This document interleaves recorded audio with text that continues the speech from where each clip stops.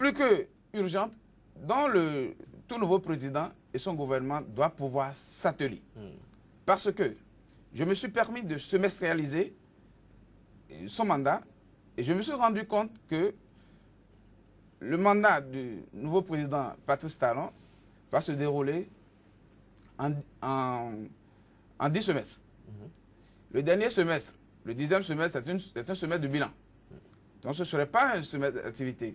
Mais le tout premier semestre, c'est le semestre au cours duquel ils prendront contact avec les dossiers, les projets en cours, les projets et programmes en cours, afin d'en évaluer la pertinence, d'en retenir surtout ceux qui sont financés par les PTF, comme celui et la chance, celui qui constitue une chance pour le secteur de l'énergie électrique aujourd'hui au Bénin. Je vais parler du deuxième compact du MCA. Parce que ce que les Béninois doivent savoir, et ce sur quoi il faut agir rapidement de ce côté-là, et là je rentre déjà dans les sphères qu'il faut explorer. Ce projet du MCA deuxième compact prévoit environ 135 millions de dollars pour installer 45 mégawatts d'énergie solaire, de centrales solaires. Donc 5 mégawatts à Natitengu, 10 à Djougou, 15 à Parakou et 15 autres mégawatts à Boycon. Cela totalise une centrale, l'ensemble des centrales vont produire 45 mégawatts solaires, qui est de l'énergie propre, qui viendrait réduire le déficit énergétique du Bénin aujourd'hui à la pointe, qui est de l'ordre de 50 à 100 mégawatts. Ensuite, dans le même compact, ce deuxième compact, il est prévu environ 100, si mes mémoires sont bonnes, 105 millions de dollars pour 105 millions de dollars pour la distribution. Il est question de moderniser les réseaux électriques, puisque je l'ai dit à l'entame que les réseaux électriques de la SB sont des réseaux vieillissants. Il va falloir les renforcer, les rénover, et puis les rendre beaucoup plus exploitables dans la durée. Donc, il y aura une modernisation de la distribution sur les réseaux électriques de la Société béninoise d'énergie électrique pour rendre accessible l'énergie au niveau des populations. Donc, ensuite, il y aura un troisième volet qui s'occupera des réformes. Et là, les réformes dont parle le président Patrice Talon trouveront un écho favorable dans ce programme-là, parce qu'il sera question de réformer l'autorité de régulation, qui est une institution particulièrement importante et sensible, qui souffre aujourd'hui dans sa constitution, dans sa composition et dans les tests qui le régissent, d'une absence de crédibilité, parce que devra porter en lui-même les éléments d'incitation et de crédibilité pour attirer les investisseurs dans ce secteur, qui est un secteur stratégiquement intéressant pour les opérateurs économiques. On va revenir à vous, M. Aklassator. M. Aouno, vous êtes également sur ce plateau. Vous avez religieusement suivi M. Oswald Aklassator dans son développement. Vous qui êtes un expert en finance, aujourd'hui, l'énergie, quand on parle d'énergie, c'est l'énergie et l'économie, c'est deux faces de la même pièce. Très bien. Je crois que l'énergie est capitale pour une économie qui se veut décollante. L'énergie doit même devancer toutes les autres actions qui cherchent à tirer l'économie vers l'euro. Parce que si vous voyez dans les facteurs de production, l'énergie est un facteur capital. D'ailleurs, quand on fait les classements, quand on fait le classement des intrants à l'obtention d'une production, vous voyez, par exemple, en comptabilité, j'en reviens toujours là parce que moi je suis du secteur privé de base, et banquier, et tout, et financier. Donc vous voyez, en classe 61, vous avez matières, fournitures consommées. 61. Donc juste après les matières premières, vous avez matières, fournitures consommées, et dedans vous avez l'électricité. Vous avez l'énergie, toute forme. Il n'y a pas que l'électricité pour l'énergie. L'énergie, c'est une somme d'éléments qui rentrent dans la dynamique de la production. Donc, il y a une interférence, une interaction monstre entre une économie qui se veut émergente et l'énergie. Donc, au Bénin, nous souffrons de ce que l'énergie n'est pas disponible. L'énergie n'est pas disponible et ce ne sont pas les personnes privées, ce ne sont pas les citoyens pris l'un après l'autre qui peuvent agir sur ce secteur. Ce secteur est stratégique, c'est un sous-secteur, mais il est totalement stratégique pour que nous puissions obtenir les résultats que nous attendons du nouveau gouvernement. Et comme Oswald l'a dit, tous les projets de société se sont inquiétés en premier lieu de ce que ce produit-là, cette denrée-là n'est pas disponible. Et cette denrée impacte le quotidien de tous les Béninois. Donc ça impacte non seulement chaque ménage, chaque personne prise dans son ménage, mais cela impacte la sécurité, cela impacte la production industrielle. Et vous voyez, quand vous demandez à des investisseurs étrangers de venir exercer une activité dans ce pays, ces investisseurs vous demandent un certain nombre de choses. Est-ce que la production énergétique, est-ce que l'énergie, est-ce que l'électricité est disponible? Avant même d'aller dans les autres considérations que sont les facilités fiscales, juridiques pour s'asseoir et faire décoller cette économie béninoise. Donc, totalement capital. Alors, j'ai un chiffre qui va vous écœurer. En Afrique de l'Ouest, donc Bénin compris, nous sommes à moins de 200 kWh par an de consommation ou de production. Par an, 200 kWh. Quand on prend toute la production annuelle qu'on divise par la population. À titre de comparaison, vous avez un Français qui consomme 7000 kWh par an. Comparez 200 à 7000 kWh. Et quand vous allez aux États-Unis, vous avez 14 000 kWh par an. Comment est-ce qu'on peut se comparer? Comment est-ce qu'on peut rêver, avoir un pays développé, avoir une production qui puisse embaucher autant de jeunes qu'on veut pour réduire le problème de chômage et tout ça? Comment est-ce qu'on peut avoir un pays sécurisé? Comment est-ce qu'on peut avoir des moyens modernes, d'accord, qui montrent que nous sommes dans une économie qui peut se dire émergente si de 200, les autres sont à 7 000 et à 14 000 environ. Voilà. On voit très bien la différence. Monsieur Aklassato, je reviens à vous. Le Bénin a désormais fait l'option d'un nouveau départ. Mais au moment de marquer cette rupture, quel état des lieux peut-on faire au Bénin actuellement du sous-secteur de l'énergie actuellement? Merci, M. Manuel. Et pour l'état des lieux, c'est trop simple.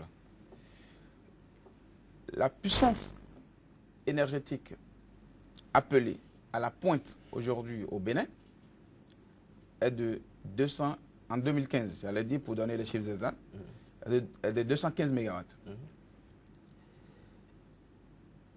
La disponibilité du Bénin ou du réseau électrique à satisfaire cette demande relève un écart, donc un déficit d'environ 50 MW à 100 MW selon les saisons de l'année. Et lorsque j'intègre les statistiques ou le dernier rapport déposé par le cabinet UED qui s'occupe d'une ébauche sur l'élaboration du plan directeur d'électricité, puisque pendant longtemps, le sous-secteur de l'électricité au Bénin n'a pas de plan directeur. Le dernier rapport prévoit, dans son scénario le plus faible, que les demandes en énergie vont s'accroître de 6,3%. Lorsqu'on fait un petit calcul, le déficit sur les 5 ans à venir, si rien n'est fait, les 5 ans du mandat du président Patrice Talon, si rien n'est fait, nous allons accumuler au bout de 5 ans un déficit énergétique de 360 MW.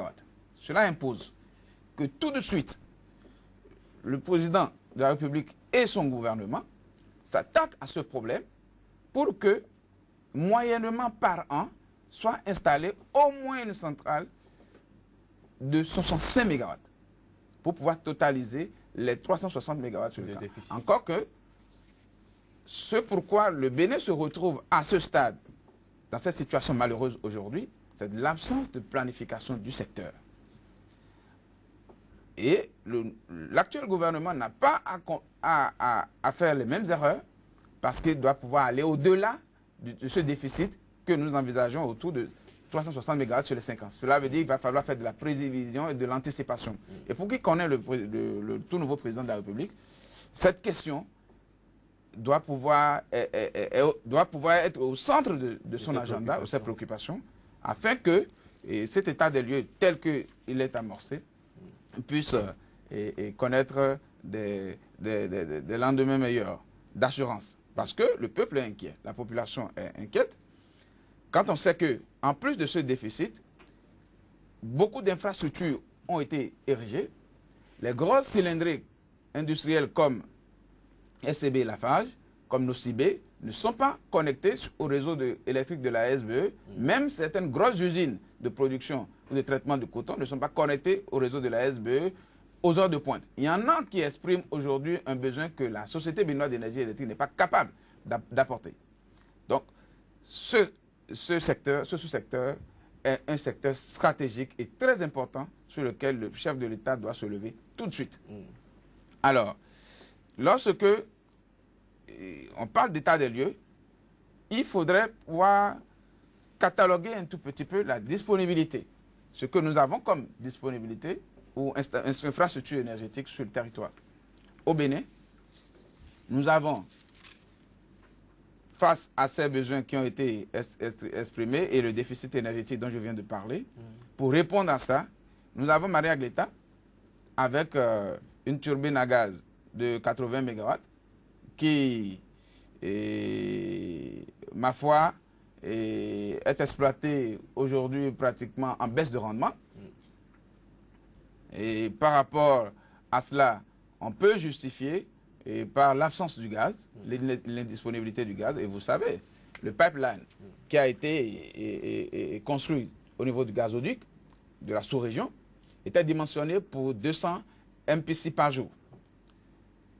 Le contrat des États avec la société Ngaz du Nigeria est un contrat d'approvisionnement de 138 MPC par jour. Je veux dire l'unité de transport du gaz. Mais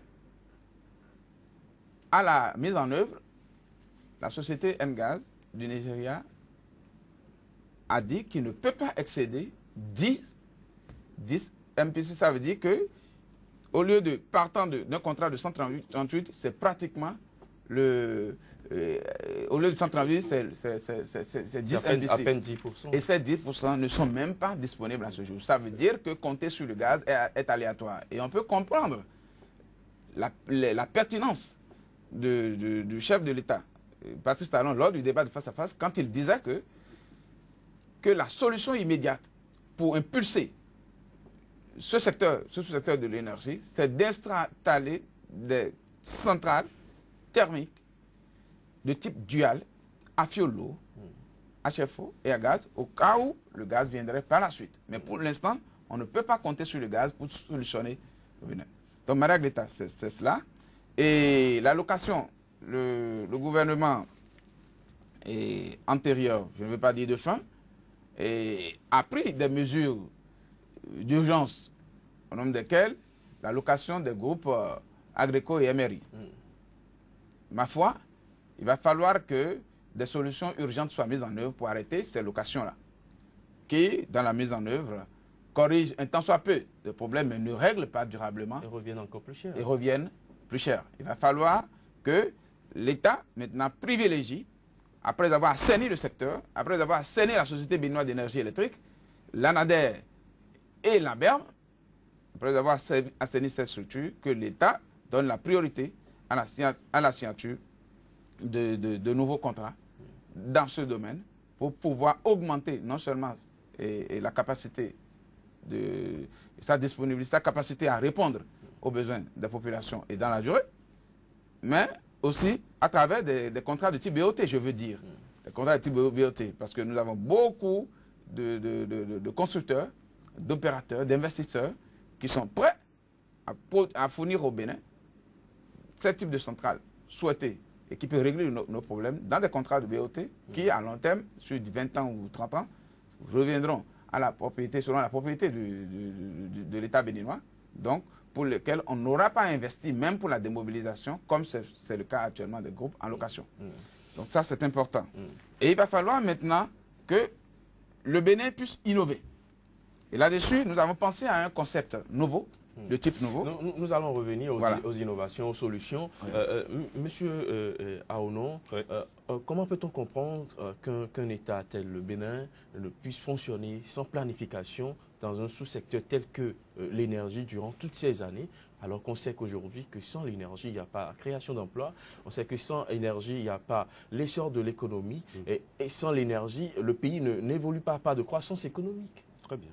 C'est vrai que il y a de quoi s'inquiéter que sur 55 ans, voire 56 ans d'indépendance, que nous ne nous sommes pas appropriés le vrai débouché, qui est la production, la maîtrise de ce facteur de production qu'est l'énergie.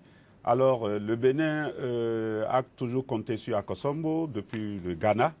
Et vous voyez, quand vous ne maîtrisez pas vous-même cette production, vous avez des problèmes. Donc, il y a de quoi prendre le taureau par les cornes avec ce nouveau gouvernement, avec le nouveau ministre de l'énergie qui est installé hier.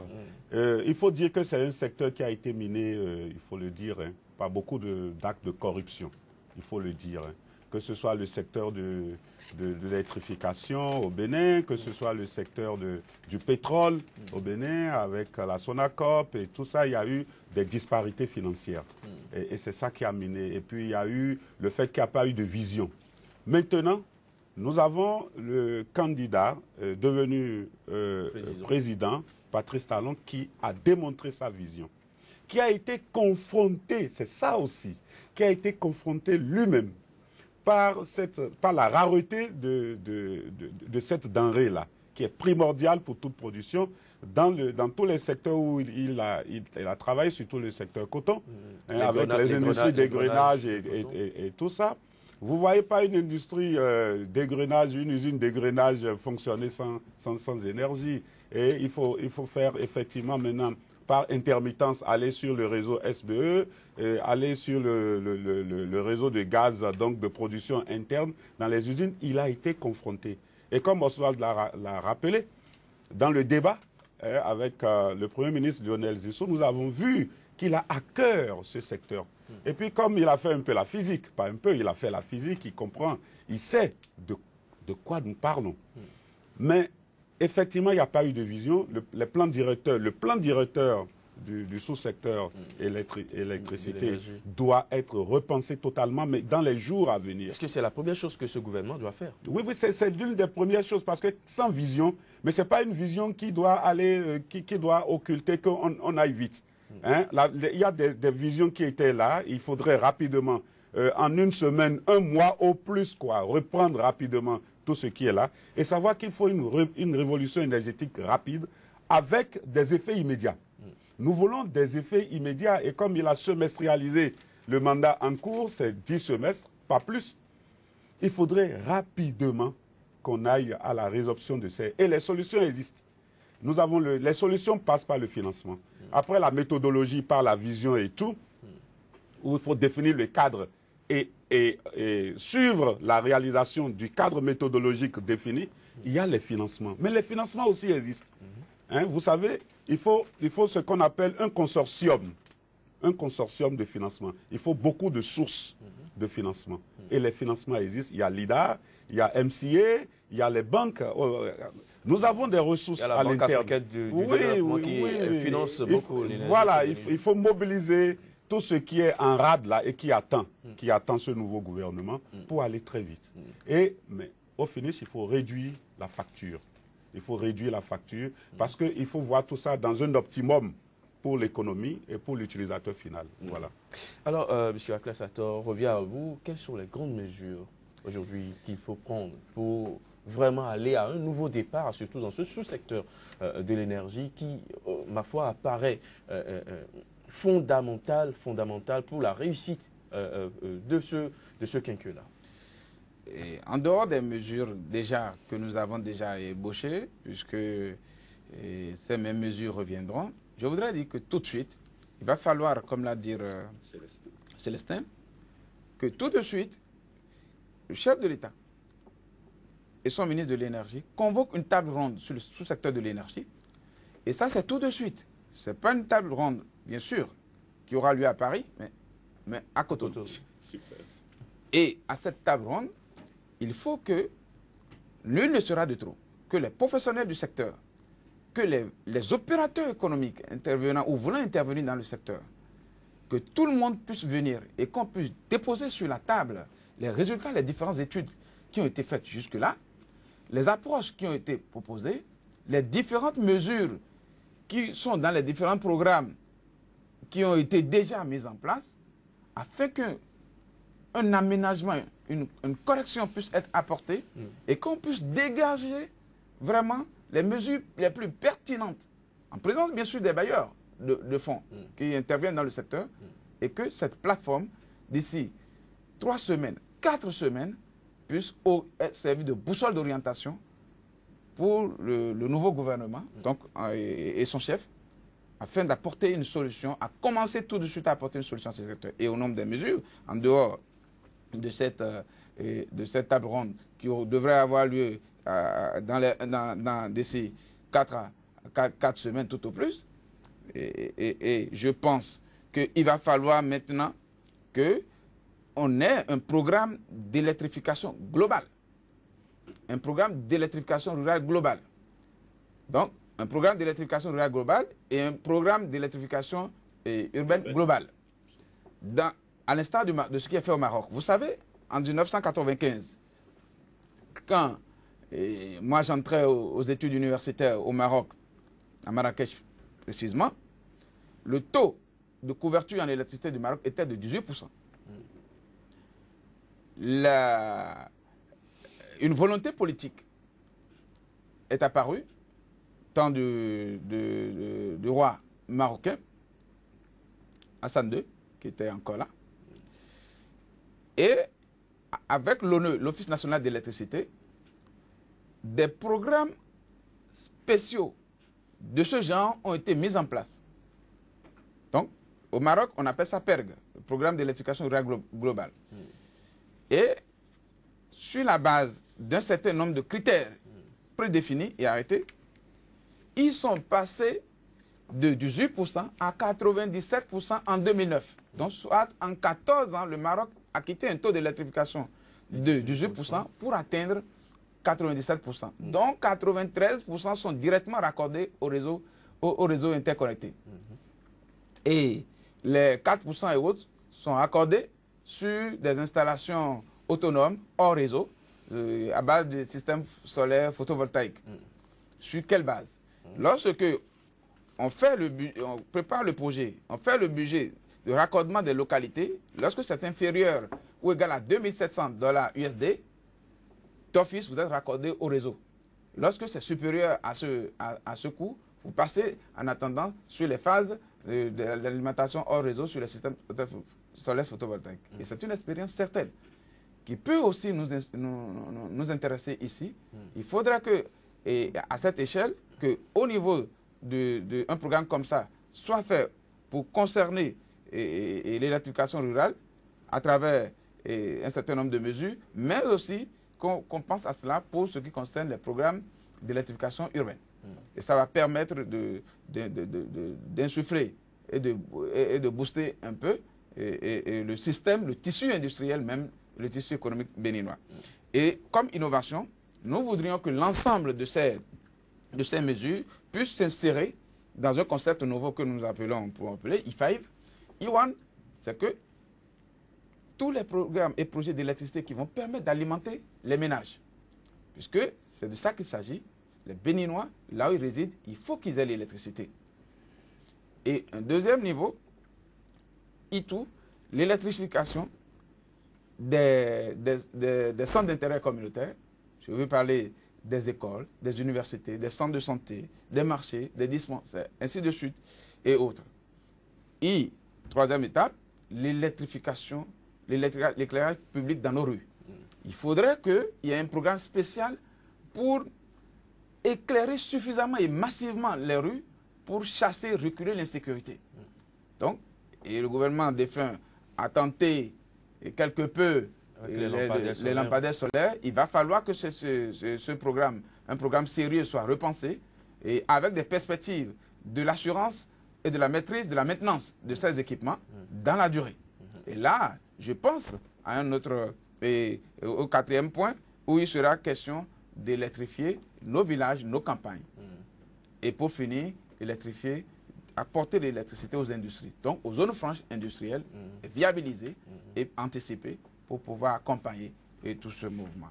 Et je pense que là-dessus, le président de Patrice Talon et son gouvernement veulent bien se baser sur les compétences, puisqu'il a dit de manière formelle, les compétences, il y en a autant à l'extérieur qu'au Bénin. Une conjugaison des compétences intérieures et externes vont permettre vraiment d'aller plus vite dans ce sous-secteur-là. Alors, que pensez-vous, par exemple, est-ce que vous pensez que le Bénin doit explorer aussi le terrain de des énergies renouvelables? Parce qu'aujourd'hui, cela s'impose au monde. Tout à fait. Je pense qu'on n'en a pas parlé suffisamment, mais au niveau de la proposition numéro 2, de la convergence énergétique des projets de société que nous avons élaboré, nous avons dit qu'il était nécessaire de porter la production propre du Bénin en énergie électrique à 2000 MW à l'horizon 2021, à travers un programme qu'on appelait APP 2000 MW. Et dans ça, il y a en priorité les centrales thermiques de type dual dont on a parlé, mais en deuxième sous-programme, le méga photovoltaïque.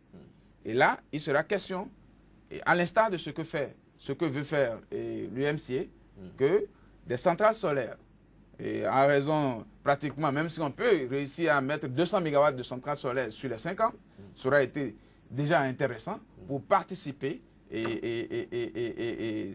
au mix énergétique. Parce que désormais, il sera question d'intégrer les énergies renouvelables aux énergies conventionnelles afin d'avoir un mix énergétique.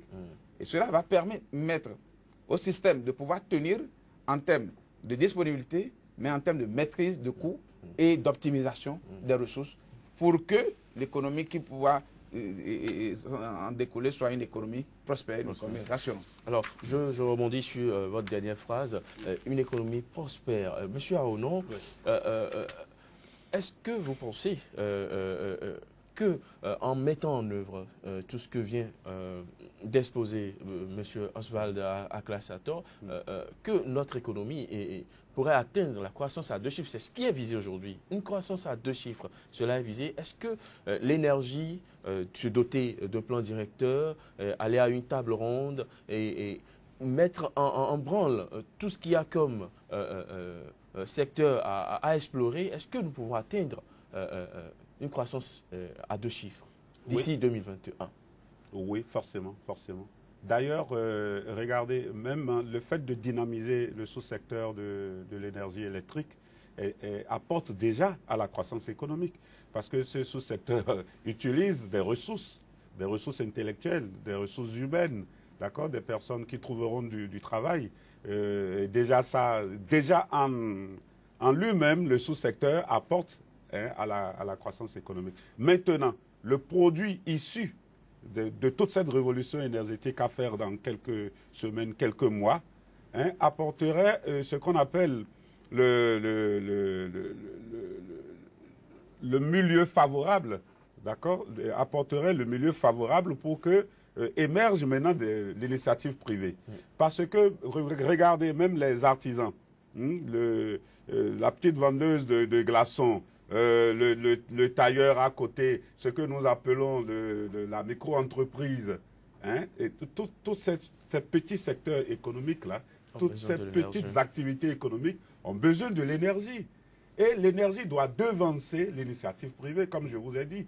Je vous ai dit déjà à l'entame de ce débat que quand un investisseur vient, il demande est-ce que votre pays est indépendant en matière de production énergétique. Donc, premièrement, nous ne produisons pas l'énergie au Bénin.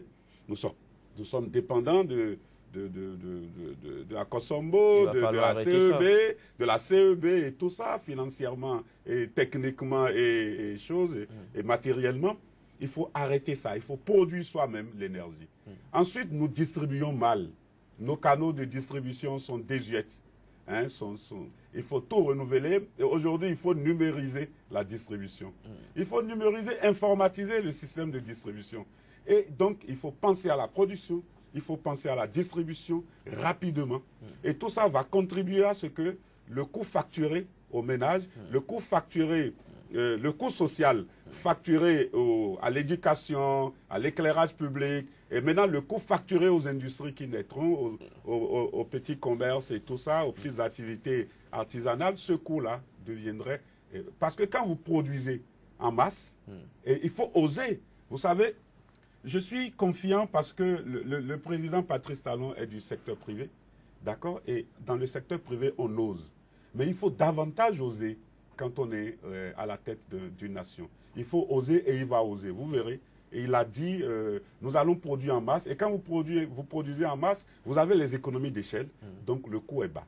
Et il faut produire suffisamment et attendre. Vous savez, un pays comme la France, qui réfléchit à son énergie tout le temps, qui prend l'uranium. C'est devant nous hein, qu'on transporte l'uranium du Niger, et Arriva, et on amène là-bas et on produit. Donc, vous voyez, c'est avec ça que le métro marche, c'est avec ça que les tramways et tout ce qui doit... sans énergie, l'énergie est à la base de tout. Voilà. L'énergie, même l'éducation pour étudier. Nous sommes dans ce studio. Dites-vous si nous n'avons pas l'énergie, les projecteurs, si nous n'avons pas quelque chose qui envoie les images en satellite, les téléspectateurs n'ont rien. Donc l'énergie est capitale, il faut oser, oser, oser. Voilà. Alors, M. Aklassato, avant de partir, nous sommes à la fin. Très rapidement, en une minute, la SBE2E, la Société béninoise d'énergie électrique, constitue aussi un handicap aujourd'hui. Hein. Très rapidement, nous sommes au thème de cette émission. Très rapidement. Merci, monsieur le journaliste. Je dois vous dire que la SBE résiste aux épreuves du temps. La SBE résiste parce qu'elle a d'énormes difficultés et cela date de plusieurs gestions. Donc, elle n'est pas... Les problèmes que connaissent la SBE aujourd'hui, avec un niveau d'endettement d'environ 29 milliards à l'endroit de la CEB. Oui, la question c'est, est-ce que la SBE sera prête pour ce nouveau départ? Parce que nous sommes à la fin. Je pense que la SBE n'a pas le choix. Les compétences pour pouvoir conduire sont au sein de la SBE, sont aussi en dehors de la SBE. Il s'agira d'une certaine communion des compétences et une unité d'action afin d'accompagner le nouveau départ et dans ses objectifs. Et ça, je pense que la Société béninoise de l'énergie électrique et ses responsables et ses cadres sont prêts pour pouvoir aller à ce charbon-là. Nous aurons l'occasion de revenir exclusivement sur cette question de la Société béninoise d'énergie électrique. Merci à vous d'être passé sur ce plateau. Oswald Aklassato, Célestin Aonon, merci d'être passé avec vos différentes explications. Mesdames et messieurs, ce sera tout pour aujourd'hui. Ravi d'avoir été en votre compagnie et très bonne suite des programmes sur SICA.